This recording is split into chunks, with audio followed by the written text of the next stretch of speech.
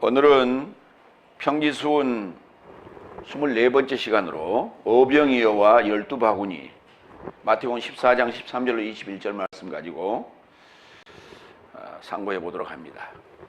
오병이어 하면은 기독교에서는 기적의 완결판처럼 홍보하고 광고하고 또 그렇게 붙이고 다니기도 하고, 또 어떤 교회는 또 오병이어 그 교회를 이름으로 교회명으로 이렇게 사용한 분도 봤어요.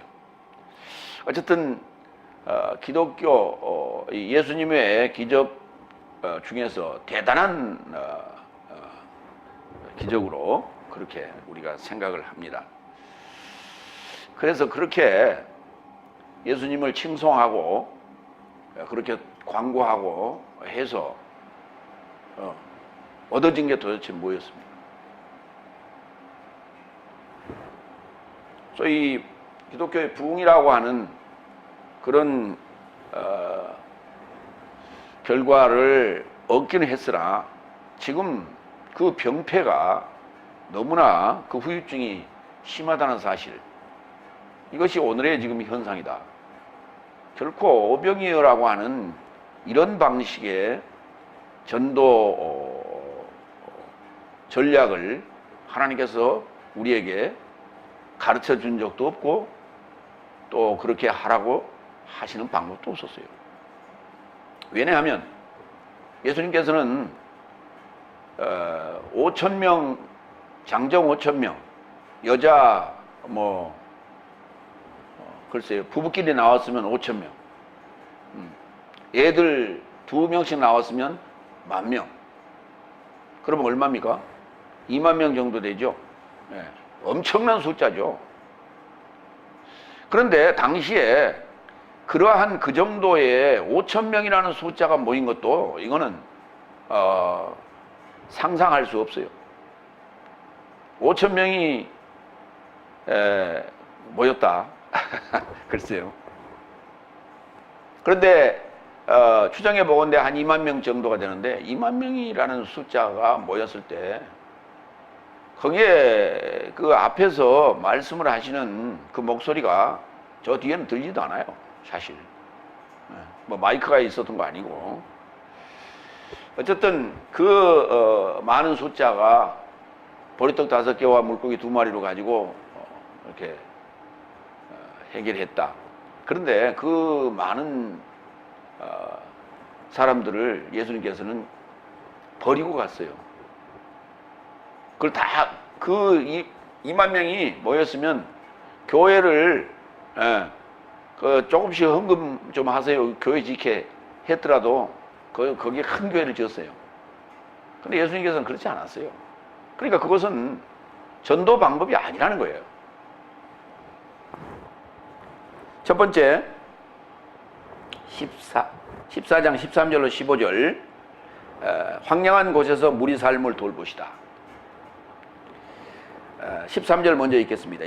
첫 번째, 그리고 예수께서 들으시고 거기서 자기를 쫓아 황량한 곳에 이르고자 배 안에 옮기셨고 무리 삶이 듣고 성 삶으로부터 도보로 그와 동행하였다. 먼저 자기를 쫓아 이 말이에요. 그걸 따로 이렇게 번역했어요. 우리 개혁성에는 따로.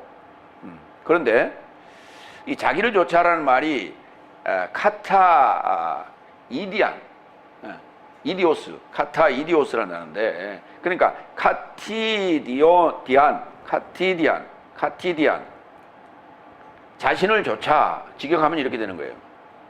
어디로 갔냐 그랬더니 황량한 곳에 이르고자.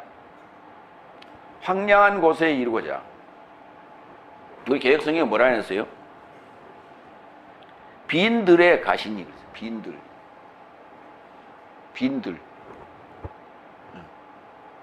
우리 찬송하에 빈들의 마른 풀같이 이런 찬송이 있었죠. 참 표현이 여러 가지 표현을 썼어요. 황량한 곳. 먼저 자기를 쫓아 이 부분을 좀 살펴봅니다. 마태복음 25장 15절을 한번 볼까요? 그리하여 어떤 이에게는 실로 5달란트를, 그리고 어떤 이에게는 2를, 그리고 어떤 이에게는 1를 각각 자신의 능력을 따라서 주고 곧바로 민중을 떠났다 그랬어요. 자신의 능력을 따라서 그 자신의 능력에 걸맞게 자신의 능력에 맞춰서 이런 표현이 되죠. 예. 그렇다면 오늘 자기를 좇아서라는 말은 자기의 뭔가에 맞춰서 그 말이에요. 예. 자기 어떤 기분에 맞춰서. 오늘 지금 예수님의 기분이 어떠한 기분일까요? 요한이 지금 세례 요한네스가 목이 달아났잖아요. 그 상황을 이제 보고 듣고 그리고 썩 기분이 그렇게 좋지는 않았어요. 그래서 뭐 그러한 자신의 어떤 그 기분을 좇아서 황량한 곳에 이르겠다. 그러니까 이 황량한 곳에 이르렀다라고 하는 것이 뭐냐면 예수님의 지금 마음의 상태예요. 별로 기분도 좋지 않고 마음도 좀 그렇게 풍요롭지 않고 행복해 보이지 않습니다. 마태복음 27장 15절. 그런데 명절을 따라 무리에게 저 삶이 원하는 제수 하나를 풀어주는 풍습이 있었더라. 거기도 마찬가지. 명절을 따라 명절에 맞춰서 명절에 맞춰서 이런 게 뭐예요? 그러니까 거기에 뭔가 그 앞에 지칭하는 명사에 이렇게 맞춰서 그걸 좇아서 따라서 뭐 이런 개념으로 이해를 하셔야 돼요. 따로 아니에요. 따로가 아니에요. 근데 따로 갔는데 제자들 그러면 안 따라왔다는 얘기가 되는 거예요. 따로 가셨습니다. 그래서 예수님께서 배를 타고 가셨어요. 제자들하고 함께 배를 타고 갔죠. 자기를 좇아서 자신에 맞춰서 자신의 기분과 상황에 맞게 황량한 곳에 이르고자 그랬는데 그 황량한 곳이 어디냐? 에레몬이라는 단어는 형용사고 에레미야라는 단어는 이게 광야로 일반적으로 번역되어 있어요. 그런데 광야란 말은 아까 빈들이에요. 넓고 황량한 그런 들을 그 광야, 넓은 들을 광야라고 그러는 거예요. 그런데 이 단어가 에레모라는 황폐하다라는 단어에서 옵니다. 광야라는 말은 넓다라는 그런 넓은 곳을 얘기하는 것이지 그게 황폐하다고 말할 수는 없는 거예요. 그게 일반적으로 우리가 광야 그렇게 입에 붙었는데 황야라고 하는 게 맞다. 황폐하고 폐해진 그런 곳을 우리가 지칭하는 것이다. 황야. 광야 교회가 아니라 황야 교회입니다. 그렇게 앞으로 이제 우리가 바꿔줘야 돼요. 왜? 황야라는 단어가 우리 그 성경에서는 좀 생소합니다만은 황야의 무법자 여러분 기억하시죠? 빠방 총 쏘는 그런 황야의 무법자. 그곳이 어때요? 정말 황량하지요? 뭐가 있어요? 먼지만 날리고 이 관목들 좀 있고 간혹 나무도 한두 그루 지나치고 풀들만 존재하는 그런 곳, 메마른 곳, 먼지가 풀풀 나는 그러한 말굽이 튈 때마다 먼지 나는 그런 곳, 그 황야예요. 그래서 이거 이제 형용사로 표현하면 황량한 곳이 됩니다. 계시록 18장 19절을 볼까요? 동사 부분인데요. 그리고 저 삶의 머리 삶을 접하여 티끌을 던졌고 울고 애통하며 외치더라. 말하되 화로다 큰 성이요 바다 안에서 배 삶을 가진 모든 삶이 그녀의 존귀함에서 치부하였더니 한 시간에 에레모 황폐하였다. 이게 맞죠? 이래야 황폐하였다. 폐가 망신, 큰 성 바벨론에 대한 얘기죠. 그래야 맞죠? 그걸 갖다가 광야라고 하는 명사의 동사형으로 보면 어떻게 돼요? 말이 주면 안 되잖아요. 그럼 뭐라고 얘기할 거예요? 그래서 무리 삶은 예수님께서는 이제 제자들과 함께 배를 타고 이동을 하셨고, 무리 삶은 성 삶으로부터 도보로 그와 동행했다. 그렇게 돼 있어요. 이 부분은 이제 요한복음 6장도 이제 오병이어 사건이기 때문에 이 얘기하고 좀 연결을 해서 보도록 합니다. 요한복음 6장 1절로 2절에 예수께서 이런 삶을 결합하고 디베랴라고 하는 갈릴리 바다 건너편으로 떠나셨다. 그리고 큰 무리가 그에게 따르니 이는 연약한 삶에 접하여 행하시는 표적을 보았습니다. 이렇게 했어요. 예수님이 지금 출발하신 곳이 어디냐면 가버나움입니다. 가버나움은 11시 방향이라고 그랬죠. 그리고 고라시는 12시 방향, 베세다는 1시 방향이라고 그랬어요.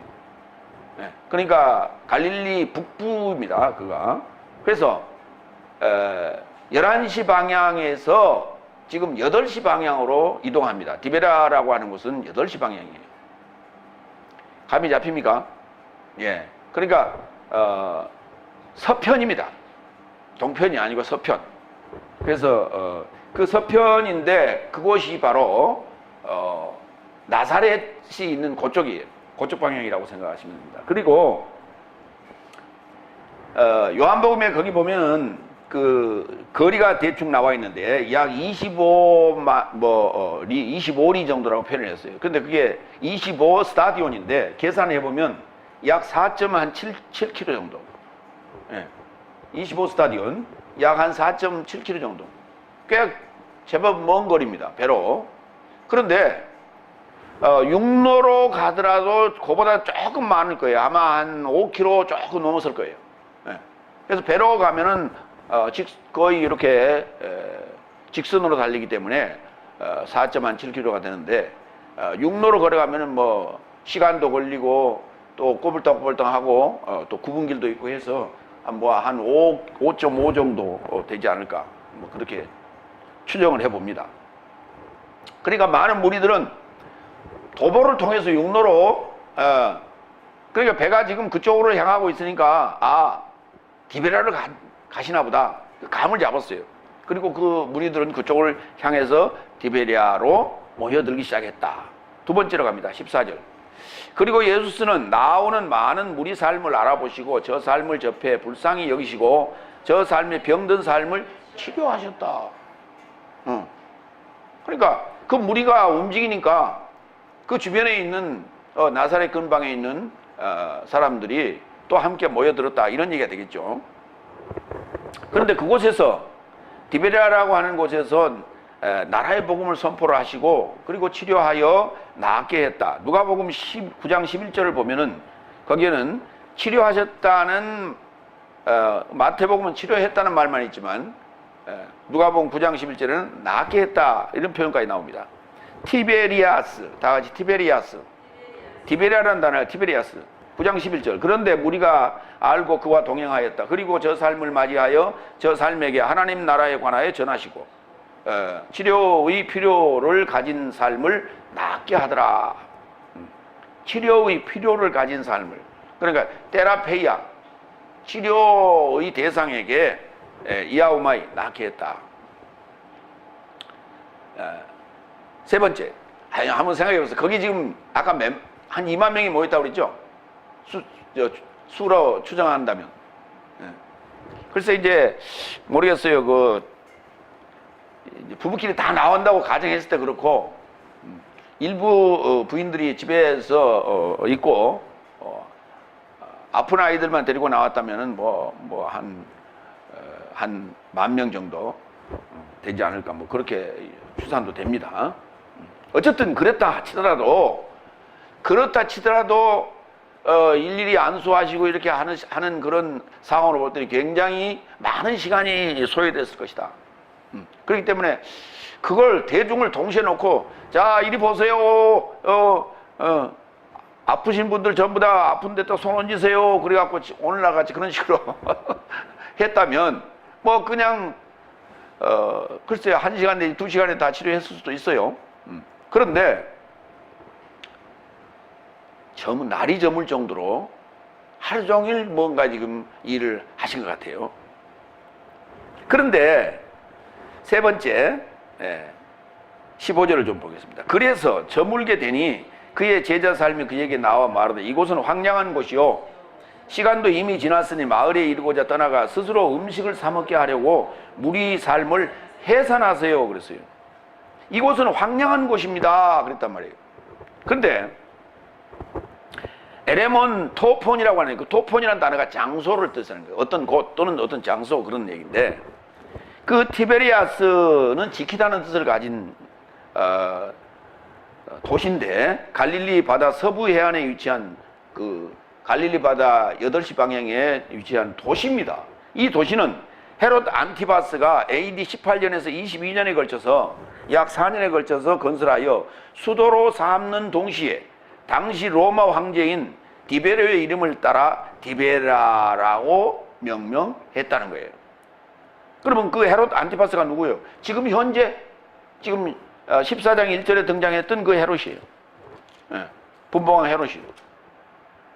그러니까 이 시기가 지금 딱 맞아 들어가는데 이 시기에 새로이 건설된 얼마 전에 지금 새로이 건설된 도시입니다. 근데 그 도시를 지칭을 해. 지금 요한복음에서는 하고 있다 이 말이에요. 그런데 그 주변에 황량한 곳이 있었겠죠. 있었겠죠. 그러나 디베리아라고 하는 곳이 지금 황량하다라고 지금 표현을 했어요.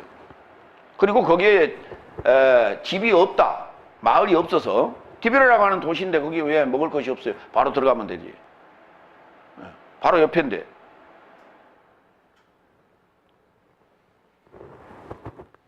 그러니까 그 디베레라고 하는 곳이 지금 황량한 곳이다라고 하는, 왜 황량한 곳이에요? 헤롯이 지금 누구를 죽였어요? 세례자 요한네스를 죽였지 않습니까? 그 자가 세운 곳이에요. 이게 디베레라는 요 도시가. 그러니까 그 상황과 맞물려서 지금 그곳을 황량한 곳이라고 지금 명명한 거예요. 거기에 먹을 게 없다는 거예요, 지금. 마을에 이르고자 떠나가 스스로 음식을 사 먹게 하소서 그랬어요. 그 브로마라는 음식인데요. 음식에 대해서 좀 살펴봅니다. 오늘 지금 주제는 여기 음식이에요. 오병이어라고 하는 음식이에요. 요한복음 4장 32절로 34절. 그러자 저 삶에게 언급하시되 나는 네 삶이 알지 못하는 먹을 양식을 갖고 있다. 그런즉 제자 삶이 서로를 향하여 말하되 누가 그에게 먹도록 가져오지 않았을까? 예수께서 저 삶에게 말씀하시되 내 음식은 나를 보내신 이의 뜻을 행하여 그의 일을 완성하고자 합니다. 엉뚱한 얘기를 하시네요. 지금 제자들이 수가성 여인 그 사건입니다. 그 야곱의 우물가에 지금 예수님께서 잠시 쉬시라고 그러고 마을에 들어가서 지금 먹을 음식을 지금 사오는 중이에요. 그 와서 보니까 웬 여인하고 둘이 무슨 아주 진지한 대화를 하고 있는데, 그래서 먼발치 이러고 계시다가 그 수가성 여인이 떠나니까 이제 배고프시죠? 이거 잡수세요. 그랬더니 야 나는 네가 알지 못하는 양식을 갖고 있다 그랬어요. 그 양식이란 단어는 브로시스라고 하고 음식이란 단어는 브로마라고 그래요. 그러니까 브로시스는 여성 명사고 브로마는 중성 명사예요. 그 양식과 음식은 맥락은 같습니다. 그런데 내 음식은, 내 브로마는 나를 보내신 이의 뜻을 행하여 그의 일을 완성하는 것이다. 그러니까 하나님의 뜻이 이루어지면 그게 내 음식이라는 거예요. 내 음식이라는 거예요. 그러니까 지금 내 뜻을 받아주는 성도 하나를 내가 만났다. 그게 만난 게 바로 내 음식이다. 내 양식이다. 이게 그렇게 예수님 말씀하시는 거예요. 로마서 14장 17절. 왜냐하면 하나님의 나라는 음식과 음료가 아니요 오히려 성령 안에서 의와 평화와 기쁨이다. 그러니까 여기서 말하는 음식은 뭐예요? 우리가 입으로 들어가는 것을 얘기하고 있는 거란 말이에요. 응? 예수님께서 지금 요한복음 4장 그 수가성 여인에서 말씀하신 그 양식이나 음식은 입으로 들어가는 게 아니에요. 그렇죠? 예. 그런데 로마 14장 17절에서는 입으로 들어가는 그것이 하나님 나라가 아니다. 예. 성령 안에서 의와 평화와 기쁨이다. 그러니까 성령 안에서 의와 평화와 기쁨도 이것도 음식이라는 거예요. 이것도 하나님의 먹거리, 예수님의 먹거리가 된다는 거예요. 고린도전서 10장 3절로 5절 봅니다. 모든 삶이 같은 영적인 음식을 먹었으며 모든 삶이 영적인 음료를 마셨으니 이는 동행하는 영적인 반석에게서 마시더니 그 반석은 그리스도스이시더라. 그러나 하나님은 저 삶의 많은 삶 안에서 좋아하지 않으셨으니 저 삶의 황야 안에서 쓰러짐을 받은 것이다. 아니, 하늘에서 온 영적인 음식과 영적인 음료를 먹고 마셨는데 그들이 왜 황야 안에서 쓰러져야 됩니까? 그러니까 이해를 못하면 쓰러질 수밖에 없고, 이게 넷째 날인데, 넷째 날 사건인데, 넷째 날에는 이해가 안 돼요. 그게. 그래서 하늘에서 내리는 그 만나라는 음식을 먹었어도 그들은 죽을 수밖에 없어요. 근데 그것이 영적인 음식이요, 영적인 음료라는 거예요. 넷째 날 교회 나와서 우리가 하나님의 말씀을 들어도 그들은 죽는다고요. 그게 살 수가 없다고요, 넷째 날은. 그러면 다섯째 날은 어떨까요? 히브리서 9장 9절로 10절. 이 장막은 임박한 때에 이르는 비유니 이를 조차 예물과 제사가 드려져도 섬기는 자를 그 양심을 따라 완전케 할 수 없느니 겨우 음식과 음료와 갖가지 결례에 연관하여 육체의 규례로 개역의 때까지 둔 것이다. 그러니까 넷째 날, 다섯째 날 영적인 음료와 영적인 음식도, 그 다음에 성전 안에서, 성막 안에서 먹었던 그러한 거룩한 떡도 다 이게 뭐라고요? 개역의 때까지, 여섯째 날에 포커스를 맞추고 여섯째 날에 개역이 이루어지는 그 때까지 이거를 그냥 둔 것이다. 비유로 둔 것이다. 그러니까 지금 오늘 성경에서 비유로 설명하고 있는데, 오늘 지금 여기 오병이어의 기적이 이 황야에서 일어나는 것도 입으로 들어가는 것 같지만 사실은 입으로 들어간 게 아니라고 봐야 되는 거예요, 지금. 예. 두 번째 대지로 넘어갑니다. 마태복음 14장 16절로 19절. 5빵 삶과 2 물고기 삶. 이게 본론인데요. 예, 네 번째 16절. 그러자 예수스는 저 삶에게 언급하시다. 저 삶이 떠날 필요를 갖지 않는다. 내 삶이 저 삶에게 먹도록 주라. 아니, 제 아들이 뭘 가지고 있는데요? 제 아들이 가지고 있는 게 뭔데 너희가 줘라 그랬단 말이에요. 응? 제 아들 해산시키지 말고 너희가 줘라.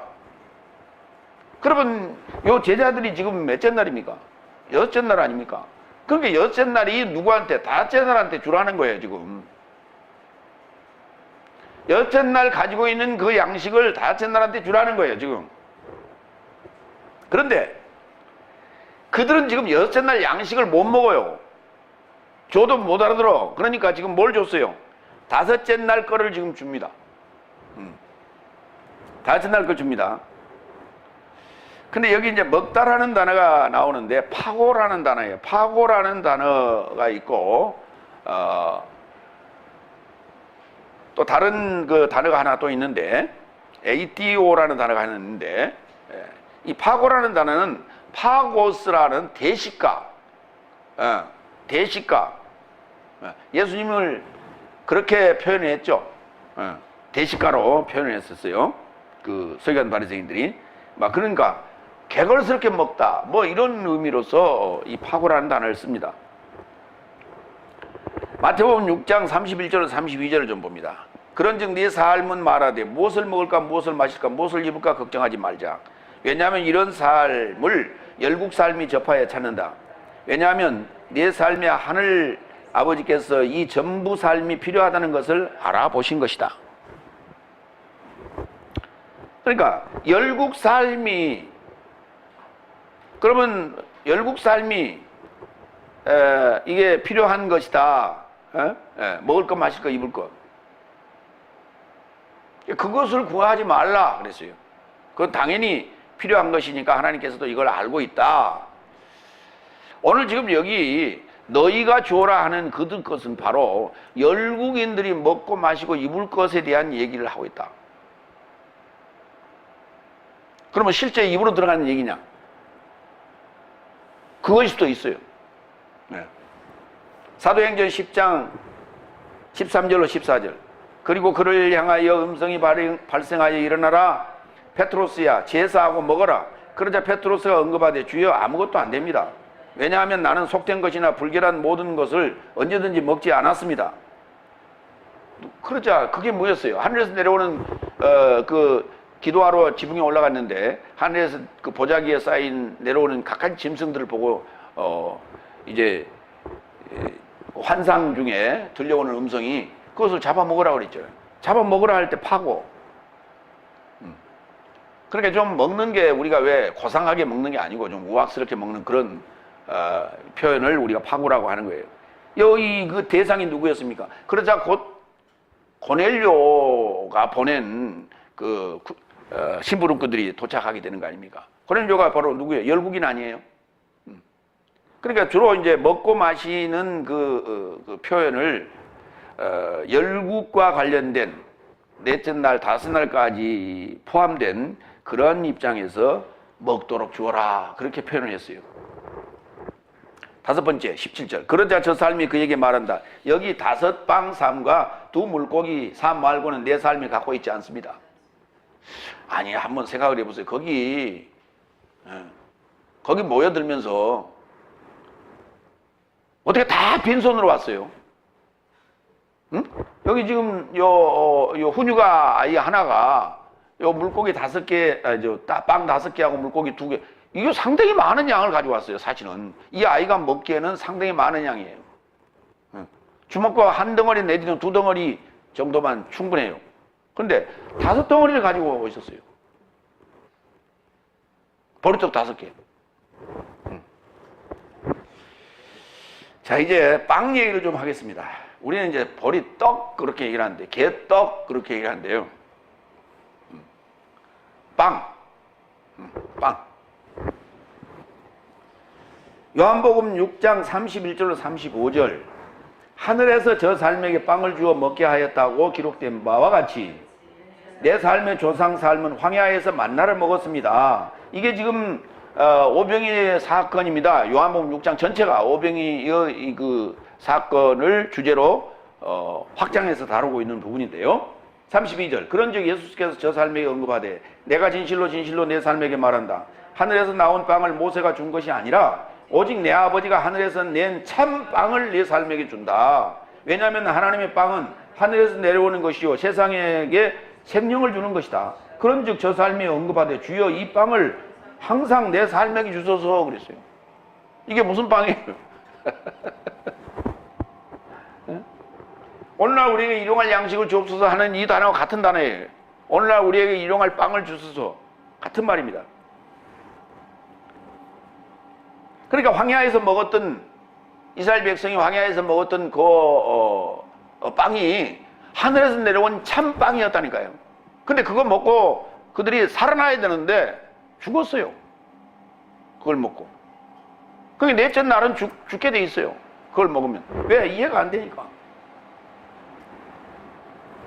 창세기 40장 19절이 이게 결정적인 그 빵과 관련된 결정적인 것인데요. 지금부터 사흘 안에 바로가 당신의 머리를 끊고 당신을 나무에 달리니 새들이 당신의 고기를 뜯어 먹으리다 하더니, 이제 뭐냐면 요셉이 그 보디발의 아내의 모함에 의해서 감옥에 갇히게 됐는데 거기에 자기 말고도 2사람이 더 있었죠. 한 사람은 바로의 술 맡은 관원장, 하나는 떡 굽는 관원장, 2사람이 있었는데 그 사람들이 꿈을 꿔가지고 각자 얘기를 한 거예요. 그래서 술 맡은 관원장에게는 당신은 바로의 생신날 앞으로 사흘 후에 당신은 복원이 될 거요.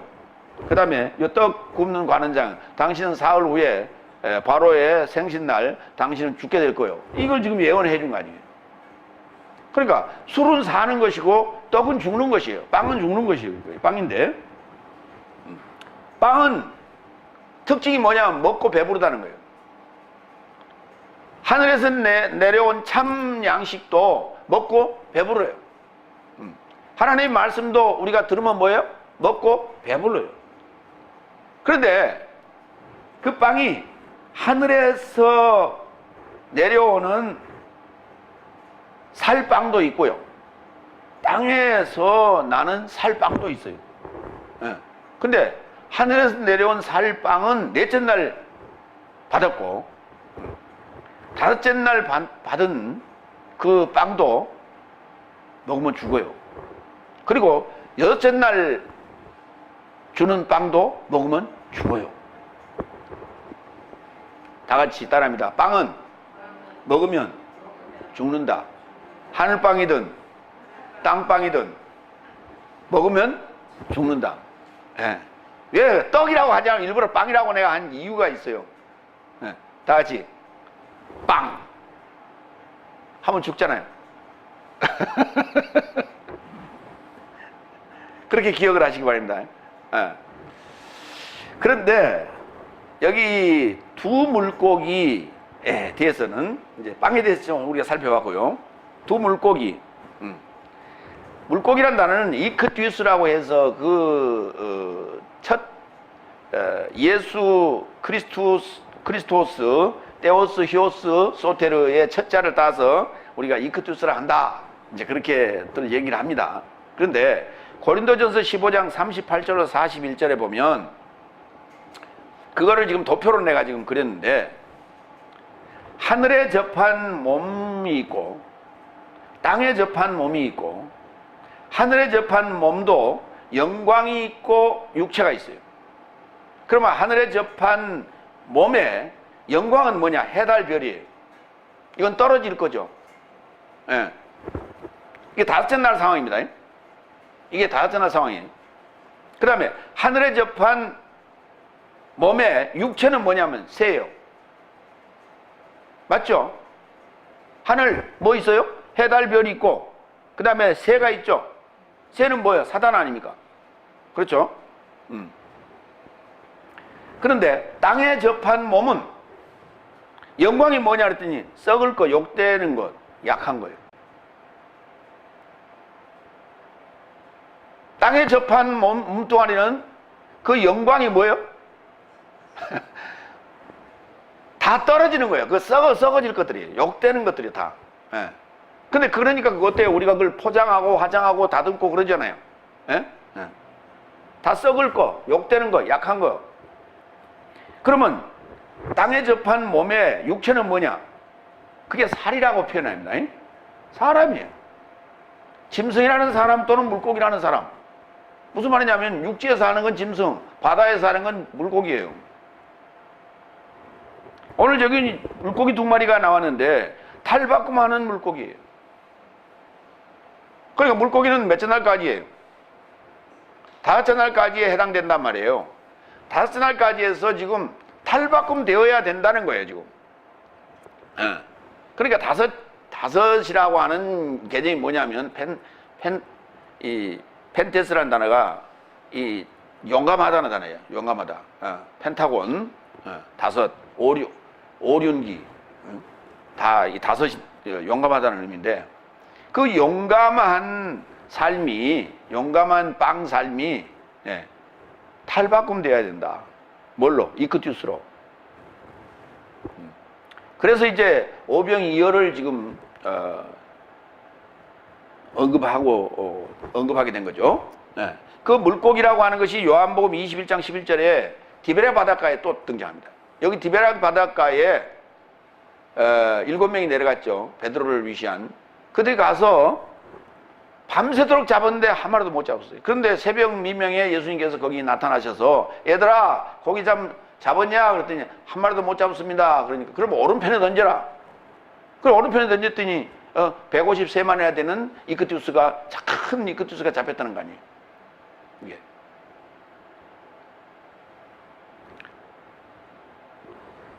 여섯 번째, 그러자 18절로 19절. 그러자 그가 언급하시다. 그 삶을 여기 내게로 가져오라. 그리고 무리 삶을 풀에 접해 않도록 명하시고 다섯 빵 삶과 두 물고기 삶을 취하여 하늘에 이루고자 우러러 보시고 축복하시고 그 빵 삶을 제자 삶에게 나눠주시니 제자 삶과 무리 삶에게 나눠주었다. 풀에 앉혔다. 초로 인생입니다. 풀 같은 인생. 초로 인생이라는 게 뭐예요? 풀에 이슬이 초로죠. 예. 풀에 이슬 같은 인생. 초로 인생. 같이 이제 묶어서 얘기를 합니다. 땅에 접한 몸의 삶입니다. 이게. 그러니까 썩을 영광과 욕된 영광과 그리고 지금 사람의 짐승의 육체, 그 다음에 물고기의 육체를 가지고 있는 거예요. 베드로전서 1장 24절로 25절. 그러므로 모든 사르크스 육체는 풀 같고 코르토스, 사람의 모든 영광은 풀의 꽃 같으니 맞잖아요. 이해가 되세요? 고린도전서 15장 38절 이하 41절 그 내용이 지금 베드로전서 1장 24절 25절에 적용되고 있죠. 예, 그러니까 땅에 접한 몸입니다. 소마, 이 몸인데 거기 사르크스는 무엇이고? 풀. 그 다음에 영광은 무엇이고? 꽃. 연결되죠? 그러니까 화려한 영광의 꽃이지만은 이게 뭐예요? 썩어지고 욕되고 약해지는 거 아닙니까? 그 육체는 뭐예요? 풀. 그 풀은 시들고 그 꽃은 떨어진다. 그러나 주의 해설은 내세에 이르도록 머물러 계신다. 내 삶에게 이루고자 복음 전해진 것이 바로 이 해설이다. 그래마. 그래마. 그러니까 하늘에 접한 다섯째 날에 하늘에 접한 몸의 영광이나 육체나 땅에 접한 몸의 영광이나 육체나 다 뭐하다? 다 떨어지고 황폐해지는 거란 말이에요. 그러니까 오늘 여기 황폐한 곳에 오신 이유가 뭐예요? 거기 지금 다섯째 날에 모든 다 뭐예요? 땅에 속한 몸뚱아리를 가진 그 몸의 영광과 육체를 가진 이들이 다 모여 있는 것이에요. 여기가. 그 도시야 지금 디베라라고 하는 도시야 화려해요. 지금 진지 얼마 안 돼가지고 거기를 수도로 삼을 정도로 그리고 로마 황제의 이름을 따서 디베리아스라고 이렇게 지을 정도가 됐으니까 얼마나 화려했겠어요. 요한복음 6장 47절로 51절도 좀 봅니다. 넷째 날 빵, 넷째 날 사빵, 여섯째 날 살빵, 넷째 날 죽을 빵, 여섯째 날 살빵. 다 빵들은 뭐라고요? 죽는다. 그런 개념으로 지금 읽어갑니다. 요한복음 6장 47절 51절. 진실로 진실로 내 삶에게 말한다. 나에게 이르려고 믿는 자는 내세적 생명을 가진다. 나는 생명의 빵이다. 그러니까 나는 생명의 빵이니까 몇째 날 빵이요? 여섯째 날 지금 우리 받는 입장에서 여섯째 날이죠. 여섯째 날 빵이 되는 거예요. 나는 생명의 빵이다. 네 삶의 조상의 삶은 황야 안에서 만나를 먹고도 죽었어도 이건 넷째 날 빵이에요. 그렇죠? 죽을 빵이에요.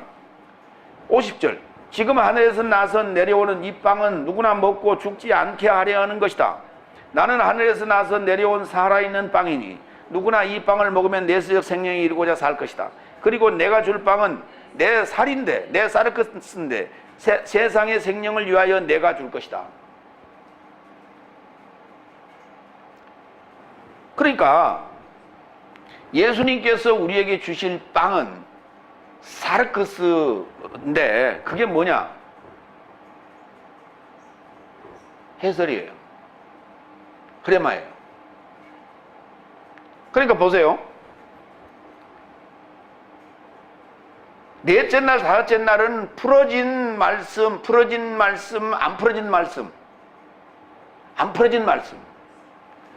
여섯째 날 말씀은 풀어진 말씀, 안 풀어진 말씀. 풀어진 말씀. 그러니까 안 풀어진 말씀 먹으면 다섯째 날 거기서 다 죽게 돼 있죠. 다섯째 날까지. 넷째 날, 다섯째 날 그 안에서 죽게 돼 있어요. 그렇죠? 그런데 여섯째 날 넘어오면 풀어진 말씀을 들으면 배부르죠. 살아요, 죽어요. 그러니까 사는데, 부활이라는 데 포커스를 맞추고 살자고요. 그러면 전제가 뭐예요? 죽음이 전제죠. 죽음이 전제되는 거예요, 이게. 그러니까 넷째 날, 다섯째 날 빵은 죽어도 죽는 거예요. 살아도 죽는 거고. 그러니까 살아있어도 죽은 거고. 살다가 죽으면 죽는 거예요. 그렇죠?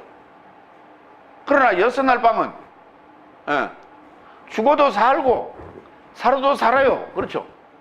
이해가 되세요? 예. 근데 빵은 무조건 뭐예요? 넷째 날 빵이든 다섯째 날 빵이든 여섯 날 빵이든 먹으면 뭐한다? 죽는다. 고린도전서 11장 23절로 26절. 왜냐하면 나는 주께 넘겨받아서 내 삶에게 넘겨주었다. 이게 지금 6월절, 예수님께서 6월절 그 만찬에 있었던 내용을 지금 언급한 거예요. 왜냐하면 나는 주께 넘겨받아서 네 삶에게 넘겨주었으니 이는 주 예수께서 넘겨지던 밤 안에서 빵을 취하여 감사하시고 떼어 언급하시되 받아 먹으라. 이것은 네 삶에서 초월하는 내 몸이니 이것을 떼게 되므로 나를 나도록 하라. 만찬시 그와 같이 잔을 들고 가라사대 이 잔은 내 피 안에서 새 언약이니 이것을 네 삶이 마실 때마다 나를 기억나도록 하라. 왜냐하면 네 삶이 이 빵을 먹고 이 잔을 마실 때마다 주의 사망을 그가 오시기까지 전하는 것이다. 주의 사망을 전하는 것이다. 주의 사망이 너 안에서 이루어져야 된다니까. 이 빵을 먹고 이 잔을 마시고 그럼 빵은 뭐고? 죽는 거고 잔은 무엇이고? 새 언약이라고 그랬죠. 이 새 언약이라고 하는 이 새라는 단어가 카이노스예요. 네오스가 아니고 새 언약이 아니고 새 언약이라고요. 카이노스는 변한다 안 변한다? 안 변하는 것이라 그랬죠. 안 변하는 새 것이라 그랬어요. 해 아래 새 것이 있다 그랬어요? 없다 그랬어요? 없다고 그랬죠. 그러니까 다섯째 날 해, 달, 별은 떨어지게 되는 거예요.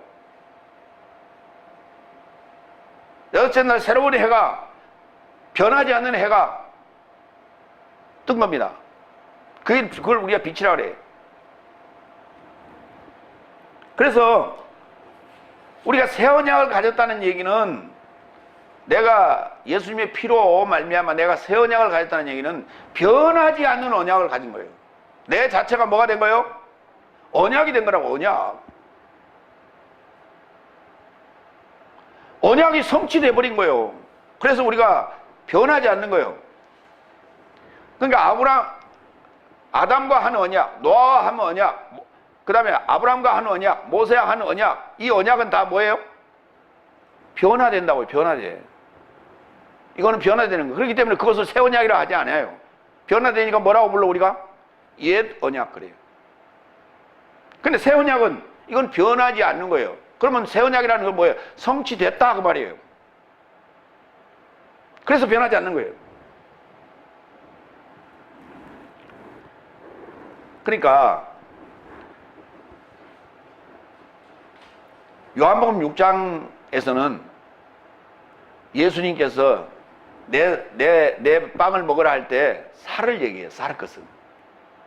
그런데 예수님께서 잡히시던 날 밤에 만찬, 6월절 만찬에서는 내 몸을 먹으라 그래요.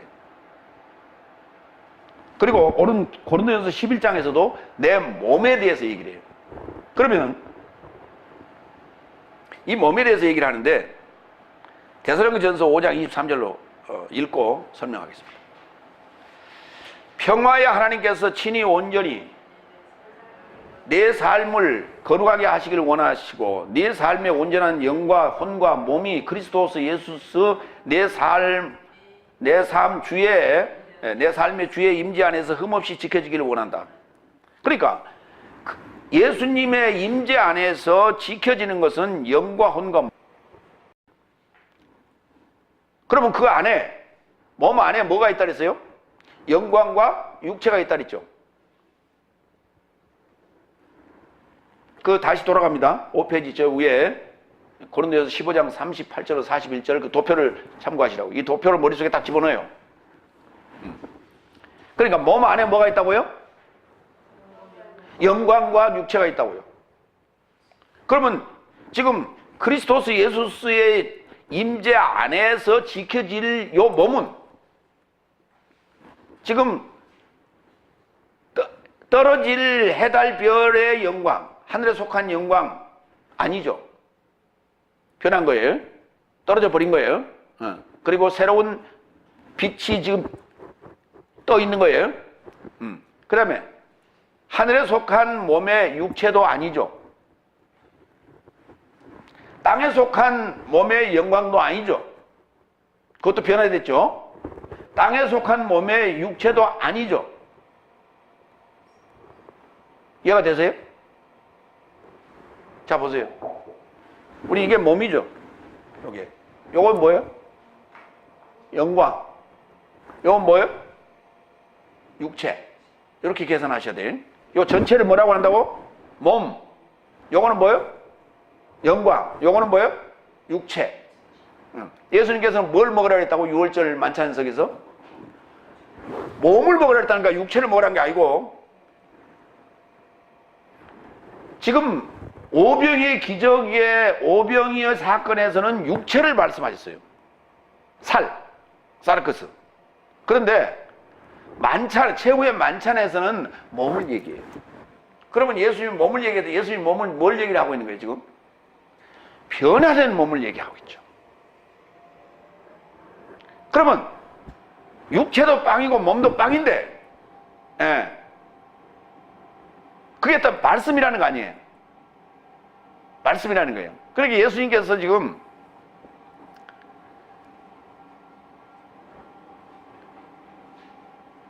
이해가 되는 자들에게는 몸의 빵을 주지만 이해를 못하는 애들에게는 지금 사르크스 사례빵을 준다고. 이해가 되세요?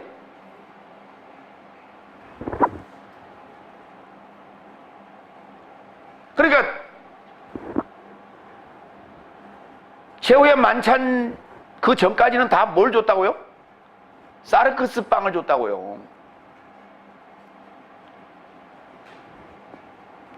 처음 몸이 형체인데, 처음 몸인 형체 안에 영광과 육체가 변하여 그리스도스의 임재 안에서 영혼 몸이 보존되어 변치 않는 새 언약의 봉사자가 되어 생부림의 복음을 전하는 자가 마지막 날에 살 자예요.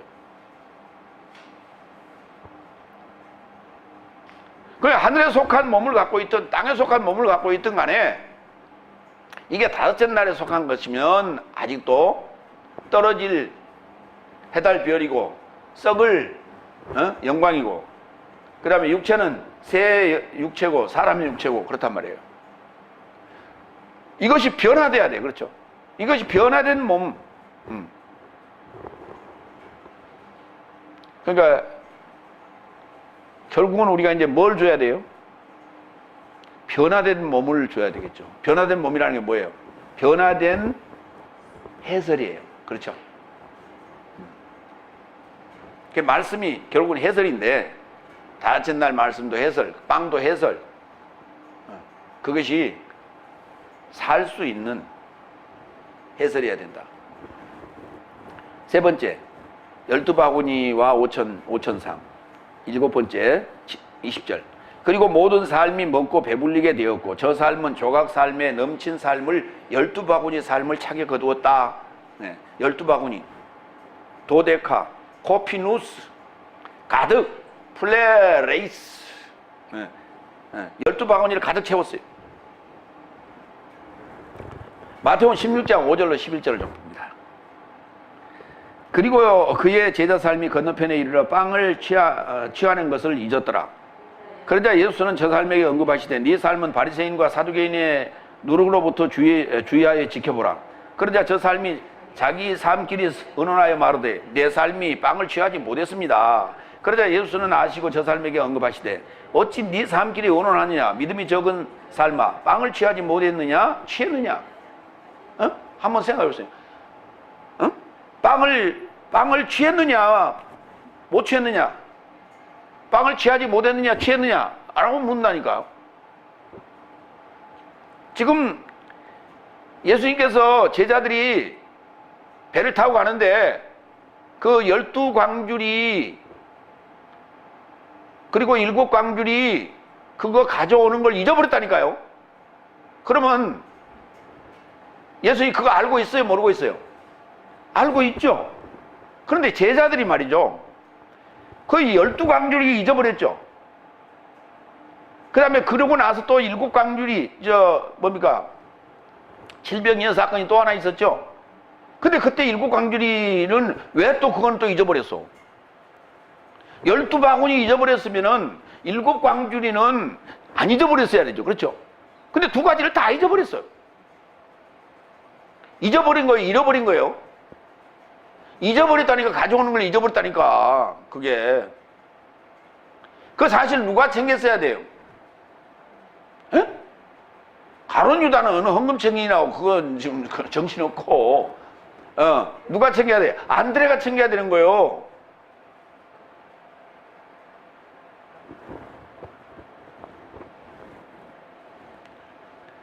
구절, 아직도 이해하지 못하느냐? 빵 5개로 5,000명에게 몇 바구니를 취했는지 기억하지 못하느냐? 빵 7개로 4,000명에게서 몇 광주를 취했는지 기억하지 못하느냐?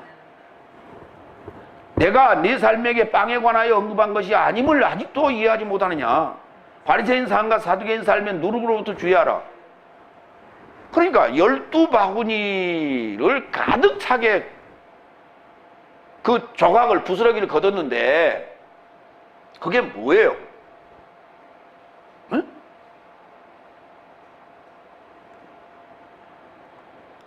열둘이라는 말이 뭐냐면 왕이란 말이에요. 그죠? 응? 열둘이 뭐라고요? 왕. 그들이 지금 사망이 왕노릇하는 지금 황폐한 삶이에요. 그렇죠? 그런데 그거를 예수님께서 축복하시고 다 부셨죠? 어? 5 빵덩어리를 다 부셨잖아요. 그죠? 그럼 뭐만 남았어 지금? 먹고 남은 부스러기 조각만 남았단 말이에요. 조각. 그러니까 그 부스러기 조각이 뭐냐면 그게 12이에요. 그게 12 뭐라고요? 부한 것이 탈바꿈된 거예요. 그들의 부한 삶이 지금 깨졌단 말이에요. 5째 날에 부한 삶이 깨지기 시작한 거예요.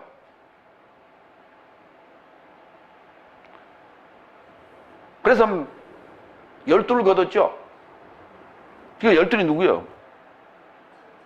제자들 아닙니까? 그러면 그 전에 12는 뭡니까? 12지파예요. 5째 날까지 12지파 그 부서지고 12지파를 얻은 거예요 지금.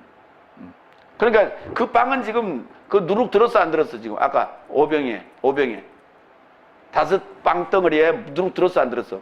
들었죠 당연히. 그러니까 오늘 이 사건을 통해서 지금 12이 얼마나 중요한, 12제자가 얼마나 중요하다는 걸 오늘 지금 이걸 인식시켜주고 있는 거예요. 저들이 먹고 나서 어떻게 했어요? 예수님을 왕 삼으려고 왔지 않습니까? 그래서 예수님 뭐라 했어요? 저들이 먹고 배부른 까닭이라 그랬지 않습니까? 그러니까 제자들이 이제 인제서 그걸 듣고 이해를 했단 말이에요. 그렇죠? 아, 바리새인의 누룩. 그러면 결국은 뭐예요? 누룩이 들어갔다는 것은 뭐예요? 해설 아닙니까? 서기관 바리새인의 해설, 설교.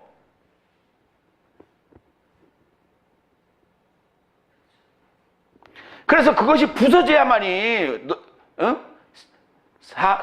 생명이 왕노릇하는 자가 될 수 있다는 거예요. 그래서 너희는 지금 생명이 왕노릇하는 자들이다. 그걸 지금 비교해서 지금 설명하고 있는 거예요. 근데 뭔 빵덩어리 안 가져온 걸 가지고 그걸 지금 서로 의논하고 있느냐. 그럼 12바구니 그걸 잊어버렸으면 7광주리는 챙겨왔어야지. 그거 둘 다 잊어버렸다는 게 말이 되느냐고요. 16절에 지금 이게 이상한 얘기예요. 이 얘기가 지금. 이게. 그러니까 만족이에요. 지금 오늘. 뭔가 비교를 통해서 만족. 그들이 지금 제자들이 5병2를 가지고 나눠줬죠. 나눠줬는데도 어때요? 12바구니를 거뒀다니까. 나눠줬더니 12바구니를 얻었다니까. 부지런히를. 그러니까 부지런히 뭐 하라? 나눠줘라. 5째 날에게 부지런히 나눠주면 너는 풍성해진다. 이거예요. 나눠주면 풍성해진다는 거예요. 근데 우리는 싸매고 있어. 안 나눠주려고. 응? 이게 복음의 원리예요. 하나님 나라의 원리라고. 나눠주라 그러면 풍성해진다. 그래서 먹은 삶이 여자 삶과 훈육아 삶 외에 장정 5천이라고 했어요. 5천이란 단어는 강한, 강한, 다섯 번째, 강한, 그 다음에 본성이란 말이에요. 그러니까 강한 본성이 뭐예요? 깨지기 시작했다, 부서지기 시작하더라, 그 말이에요. 왜? 나눠주니까, 먹을 것을 주니까 부서지기 시작하더라.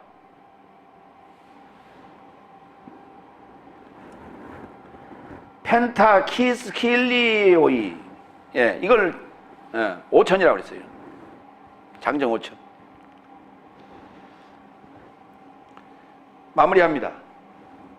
초로 인생의 황량한 곳에서, 초로 인생이 모인 그 황량한 곳에서 다섯째 날 말씀이 없는, 다섯째 날 그 살빵, 죽을 빵만이 존재하는 그런 곳에서 하나님 나라의 복음을 선포하시고 나라의 복음을 선포했어요. 저물어 오병이어를 축복하사 제자 삶에게 주어 강한 본성과 여자와 훈육아가 배불리 먹고 남은 조각, 부서진 거예요. 그 조각을 부함이 탈바꿈한 삶을 이해한 것이 바로 12바구니예요. 요게. 그걸 이해한 거예요. 아하, 바리새인과 서기관의 누룩이다, 그것이. 누룩이 바로 바리새인과 서기관의 교훈이라고 하는 것을 깨달은 것이 이거 뭐라고요? 그 12바구니. 그걸 가득 채웠다는 거예요. 그러니까 예수님은 지금 오병이 기적을 통해서 뭘 채운 거예요? 12바구니를 채운 거예요. 이 12바구니가 지금 옆에 있는데, 같은 배 안에 지금 타고 있는데, 그들은 지금 자기들이 지금 그 빵덩어리, 빵조가리 지금 안 가져온 걸, 그걸 왜 가져와, 그걸. 그거 안 가져온 걸 서로 의논하고 앉았어, 그렇죠? 그럼 의논해야 됩니까? 싸워야 됩니까, 지금? 배 안에서? 응? 야, 아까 내가 너 나한테 지키고 있으라 했지? 그러면은 네가 지키고 있다가 우리가 탈 때 야, 하나씩 들고 가. 그러고 12바구니를 다 하나씩 들고 왔어야 되잖아요. 근데 예수님이 볼 때는 그들이 12바구니예요. 그들이 가득 찼어, 지금. 만족으로, 기쁨으로 가득 찼어, 지금. 그런데 자기들은 지금 그 주워놓은 그거, 아까 모아놓은 거 그거 안 가져왔다고 지금 의논하고 앉았어. 참 답답하죠. 답답해. 근데 자기 안에 채워진 건 생각 안 하고 예수님이 기적, 오병이의 그것만 광고하고 그거 홍보하고 앉고 있어. 지금 다스나 교회는. 나눠줘라. 긍휼이에요. 불쌍히 여기고. 그러면 긍휼 있는 심판이 기다리고 있다고. 그러나 나눠주지 않은 자라면, 긍휼을 베푸지 않은 자라면 긍휼 없는 심판이 있어요. 그건 구제받을 수 없어요. 구원받을 수 없는. 우리 다 심판대 앞에 가야 돼요. 기도하겠습니다.